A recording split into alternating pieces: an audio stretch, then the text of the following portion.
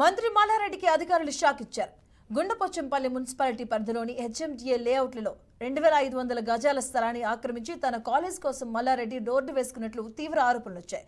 దీనిపై గతంలో ముఖ్యమంత్రి రేవంత్ రెడ్డి అధికారులకు ఫిర్యాదు చేశారు. ఈ మేరకు హెచ్ఎండిఏ స్థలం ఆక్రమణపై మేడ్చల్ కలెక్టర్ దృష్టి పెట్టారు. హెచ్ఎండిఏ లేఅవుట్లలో అక్రమంగా ఏర్పాటు చేసిన రోడ్డును తొలగించాలని సంబంధిత అధికారులను కలెక్టర్ ఆదేశించారు. కలెక్టర్ ఆదేశాలతో మల్లారెడ్డి కాలేజ్ కోసం వేసిన రోడ్డును అధికారులు తొలగించడం జరిగింది.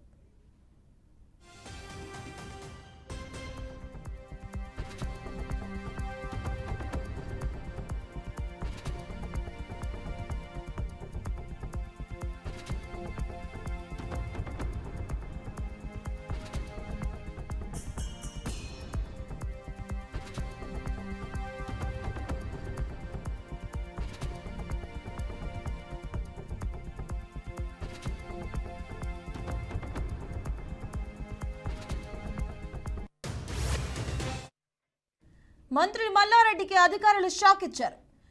గుండ్లపోచంపల్లి మున్సిపాలిటీ పరిధిలోని హెచ్ఎండిఏ లేఅవుట్లలో 2500 గజాల స్థలాన్ని ఆక్రమించి తన కాలేజ్ కోసం మల్లారెడ్డి రోడ్డు వేసుకున్నట్లు తీవ్ర ఆరోపణలు వచ్చాయి.